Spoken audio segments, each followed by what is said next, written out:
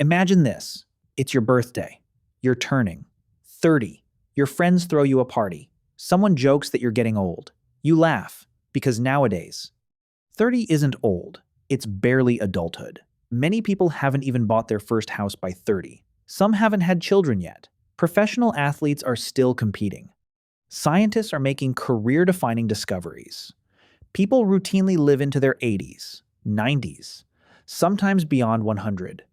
30 is young, now.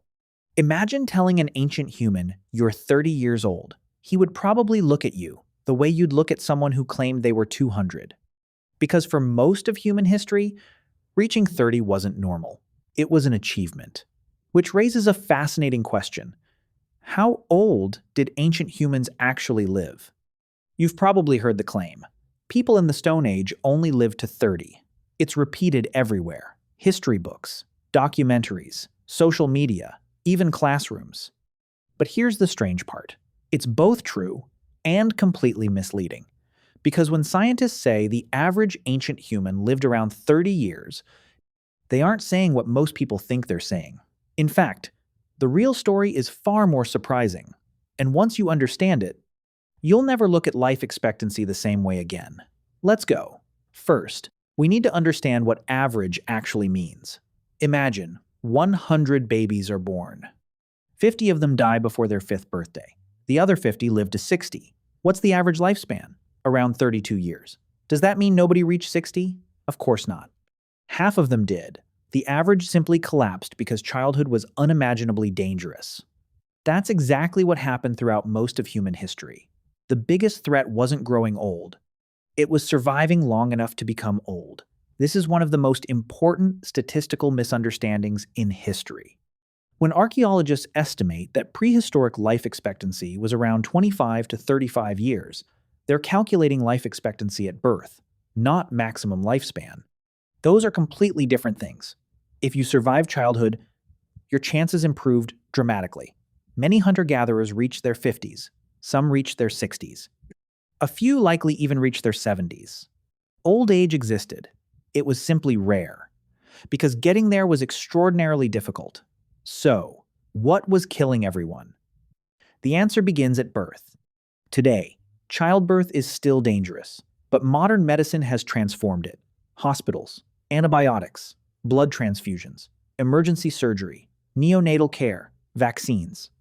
Ancient humans had none of that. A difficult birth often became a death sentence.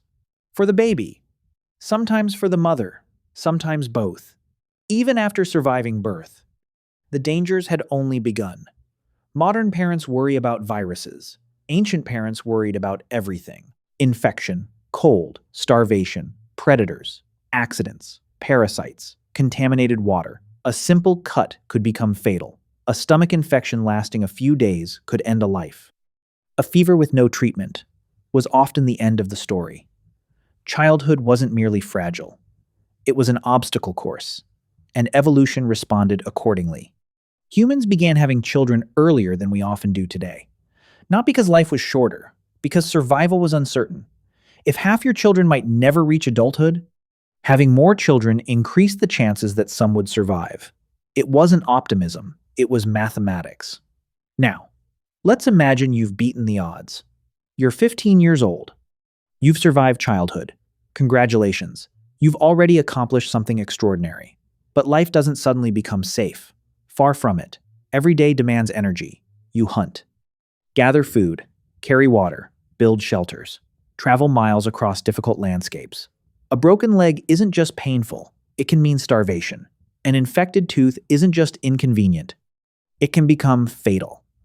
Today, most people visit the dentist twice a year. Ancient humans couldn't. Tooth abscesses have been found in prehistoric skeletons. Tiny infections, capable of killing completely healthy adults. Now imagine appendicitis, or pneumonia, or a burst appendix, or sepsis. Today, these are medical emergencies. Ancient humans simply called them life. Nature didn't need dramatic disasters. Tiny biological problems were enough. And then, there were other humans. Violence is older than civilization, much older.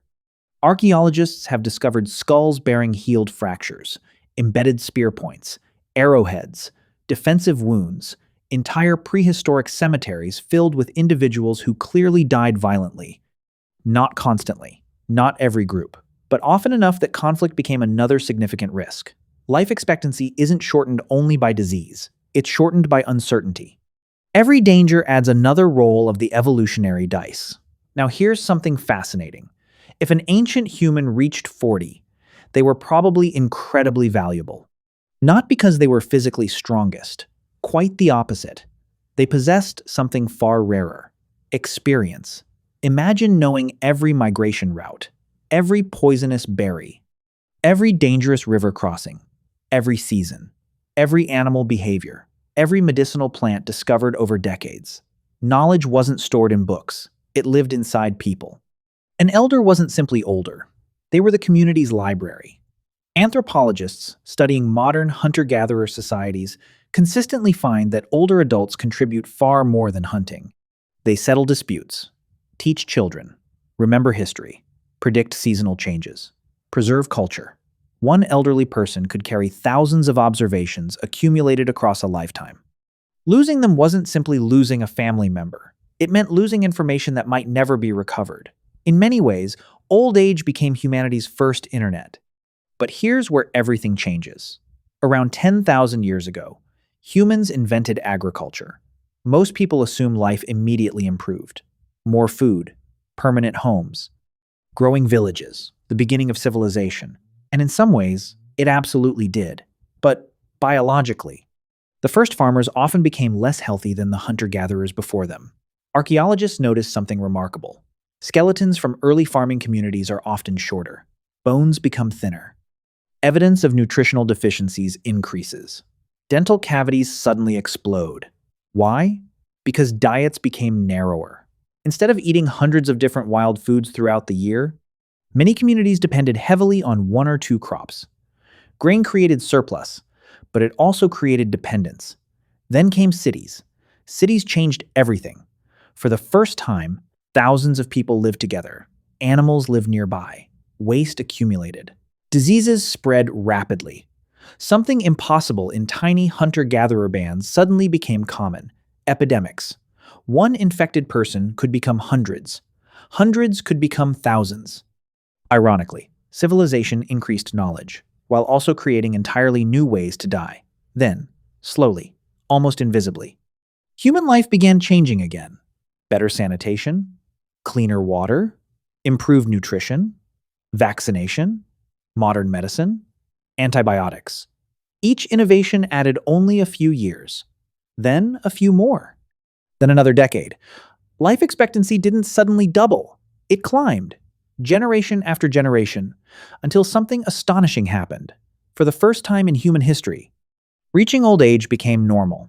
Today, millions of people live longer than the oldest individuals most ancient communities had ever known. Not because evolution rebuilt our bodies. Our DNA hasn't changed very much in the last 10,000 years. The environment changed, medicine changed, technology changed, civilization changed. The body stayed remarkably similar. Which leads to one final thought. What was the age most ancient humans never escaped? It wasn't 30, or 40, or 50. It was childhood. That's where the real battle happened. If you survived infancy, you had a genuine chance. Not a guarantee, but a chance. The average lifespan wasn't a biological limit. It was a reflection of relentless danger. Every clean drink of water you have today, every vaccine, every antibiotic, every emergency room, every heated home, every refrigerator, preserving food, every doctor who catches a disease before you even notice symptoms. They're all quietly pushing back against the same forces that shaped human history for hundreds of thousands of years. The ancient human wasn't designed to die at 30. He was designed to survive in a world where reaching 30 was already a remarkable victory. And perhaps that's the strangest part of all. When you celebrate your next birthday, whether you're 25, 40, or 70, you're doing something billions of your ancestors never had the chance to do. You're growing older in one of the safest moments our species has ever known.